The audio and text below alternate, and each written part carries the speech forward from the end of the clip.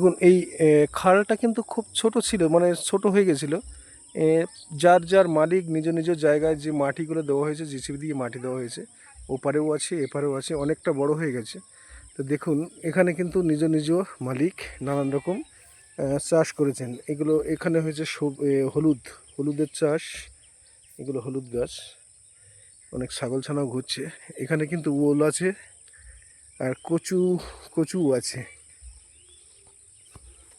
এটা ওল গাছ, এগুলো ওল চাষ করা হয়েছে আর কি। মেটোরাজ যেগুলো আমরা বাজার থেকে কিনে খাই, হ্যাঁ দেশিগুলো থাকতে পারে। খড় ফুঁড়ে বেরিয়ে আসছে আর কি। আর এগুলো বুঝতেই পারছেন কচু গাছ, কচু চাষ হয়েছে। এখানে দেশি ওলও একটা আছে, এটা কিন্তু দেশি, ছোট হয়, খুব টেস্টি, কিন্তু খুব চুলকায় আর কি। খড়ের এখানে ধান চাষ করার পরে অনেকে বাড়ি নিয়ে যেতে পারে না, তো সেগুলো এই ধরনের বোঝা বেঁধে রাখা। পাশে কিন্তু সাজানো গুছানো, দেখুন খুব সুন্দরভাবে সাজানো গোছানো আছে। এখানে কিন্তু সবজিও আছে, শাক তুলে খায় অনেকেই। এটাকে খুব টেস্টি শাক, মাটি ফোড়া শাক বলা হয়, বিনা সারের। আর এই দেখুন এইভাবে সাজিয়ে রাখা হয় খড়গুলোকে খুব সুন্দরভাবে। নিচে গরু, সজনো গাছ। গ্রামের পরিবেশ একটা সত্যি আলাদা। ও বাবা, এই আমি নিজেই পড়ে যাচ্ছিলাম। এখানেও কিন্তু একটা জাল টানানো আছে, দেখুন। আর কি সুন্দর শাকগুলো খাচ্ছে দেখুন গরুতে, দারুণ শাক, সবুজে সবুজ, বিনা সারের, কি সুন্দর সবজিগুলো, দেখেই যেন মনে হচ্ছে তুলে নিয়ে যাই। কি সুন্দর মাটি ফোড়া শাক যেহেতু। এই দেখুন এখানেও জাল রয়েছে, এটা জাল। মৎস্য শিকারী উপরে আছে আর দুজন।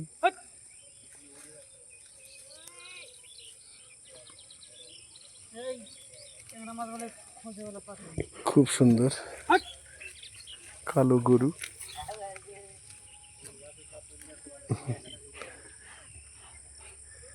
নানান রকম সবজি গাছও এখানে আছে। যাই হোক, দেখুন একজন বয়স্ক মানুষ, বন্ধুরা দেখুন কত বয়স্ক মানুষ একজন গরু নিয়ে যাচ্ছে। অনেক বয়স্ক মানুষ, আমরা এতদিন বাঁচবে না কখনোই। ওনার 100+ বয়স।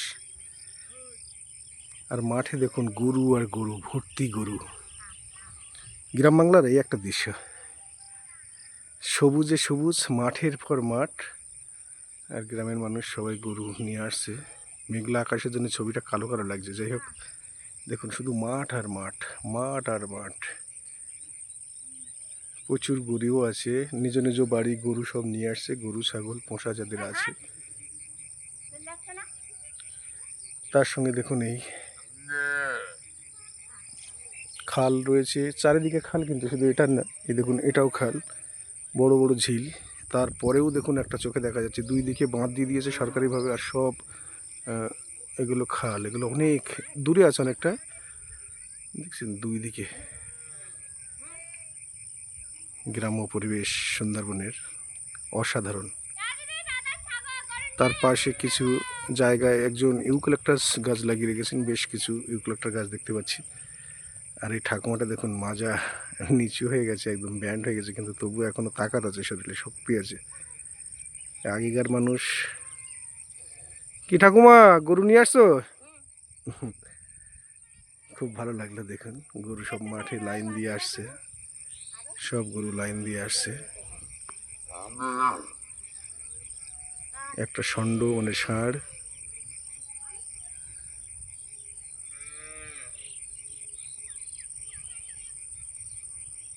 সুন্দরবনের গ্রাম্য পরিবেশটা কেমন বুঝতেই পারছেন।